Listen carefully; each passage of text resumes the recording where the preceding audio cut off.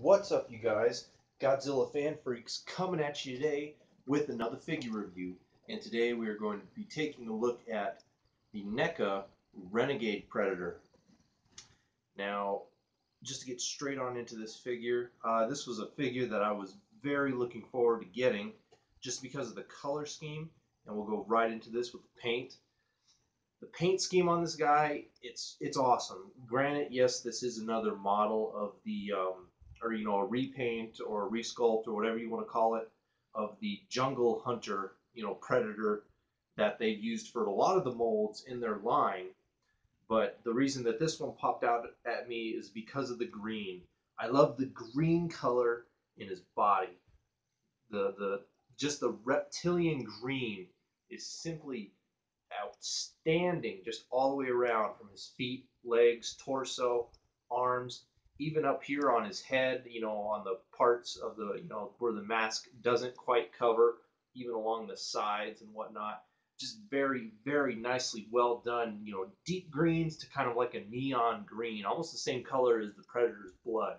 Just very nice all the way around, just a very nice reptilian green. It's just simply awesome. For his armor pieces, it's pretty simple, from the dull metal, dull black kind of gunmetal color for his mask, with a little bit of silver here and there for his weapons and everything, little bits of red for the laser pointers and whatnot on both the gun and his mask, as well as some blacks for the eyes, silver here for a nice little dent there on his forehead of his mask. But overall, kind of just the same gunmetal color all the way around.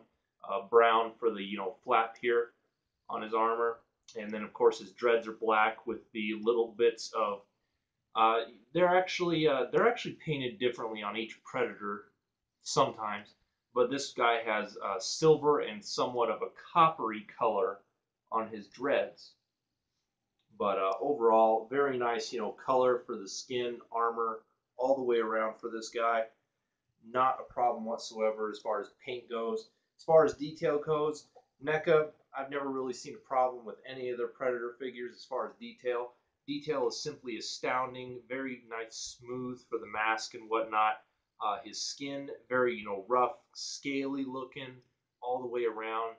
I do like how they, on some Predator figures, it's different, but on it varies, I guess, or maybe it's a quality control issue, I don't know, but they do sculpt the netting that is on their bodies into the sculpt itself.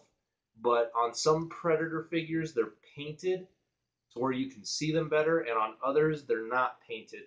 So this guy, of course, it just kind of blends in with the rest of his body, but you can see it sculpted in there. Very nicely well done. All his armor pieces all the way around, very nice, kind of like corrosion pitted look all over, the leg pieces, some of the arm pieces, and even a little bit on the chest pieces. You got a little bit of corrosion and pitted look. Very nice, he's got the tube here that runs from the shoulder to the chest, and from, the forearm to kind of the upper elbow here. So he's got those tubes and everything. Very nice detailing on the, wrist bomb gauntlet, as well as the dual blade wrist gauntlet. As far as his weapons go, I'm trying not to take the gun out of this hand, just because this hand on mine likes to pop off insanely easy. I can pop it on there and it's fine, but like if I move it or too much of anything, it just falls right off. So it's very loose. I probably have to use the old nail polish trick or something to try to stiffen that joint up so it doesn't fall off. But the detailing on this hand plasma gun, or whatever it shoots, whether it be the nets or plasma, or maybe like the throwing discs or whatever it shoots, is simply outstanding. Very nice gunmetal, as well as some silvers, as well as some red on there. I don't know how well any of that's going to be showing up, but very nice detailing and look of this Predator gun, as well as his kind of glaive, I guess you could call it, in this arm here. Very nice detailing and paint job of the glaive. And of course, you got the wrist blades here, very nicely well done in silver painted. Shoulder cannon, of course, very nice, and of course the shoulder cannon is removable. You can take it on or off. And that about does it for detail. Detail is all the way around very nice on this guy. Now, as far as articulation goes, as well as any NECA Predator figure, it's very simple. His head can look, left, right. The dreads kind of do make it a pain. He can look a little bit upwards, and he can look down a little bit of a ways. Of course, the shoulder cannon can rotate and move as it's on hinges and ball joints. Movement here at the shoulders, forward and backward as well as outwards. Very nice elbow joint as well. The wrist gauntlet blades, of course, can retract and extend in and out. His wrists, very nice ball joint, so you can get very nice range of movement on the wrists. He does have a waist joint. However, it is very stiff on mine. It doesn't really like to move all that much. I can't really get it to move at all right now, so I really don't want to force it. But he does have a waist joint, as well as his legs. His arm up out of the way. His legs move forward about that much. Move backward. Very nice double jointed knees, as well as a little bit of an ankle, swivel, turn, and pivot. So overall, the basic articulation that you would expect from any NECA Predator, this guy has. Again, sorry, I'm kind of leaving his weapons and stuff on his body. I know it probably could have been easier to move some of those joints, especially without the glaive and stuff, but again, just the hands on this guy, they're just really loose, and they like to fall off quite easily. It's one thing I was made sure before I did this review that they were on there nice and securely. So articulation done, paint, awesome.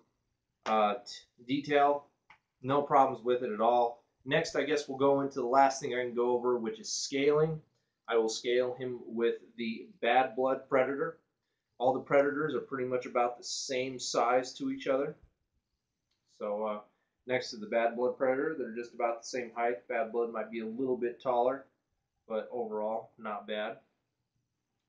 And then last, I will scale him next to my Jungle Extraction Dutch Arnold Schwarzenegger figure. Of course, Arnold's a little smaller, but he fits in well in scale with all the NECA Predators.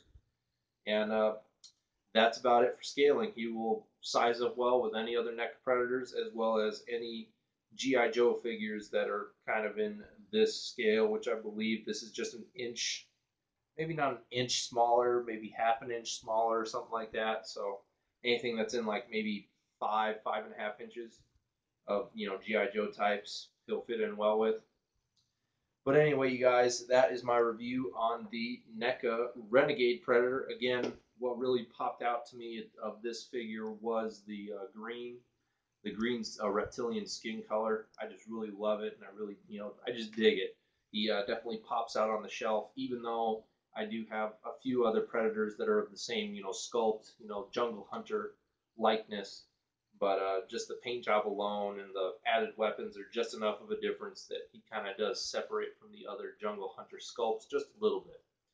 But overall, I like it. I'm glad my buddy Daniel got it for me for my birthday this year. That was nice of him. And just an awesome figure. I love it. And he is standing proudly on my Predator-themed shelf.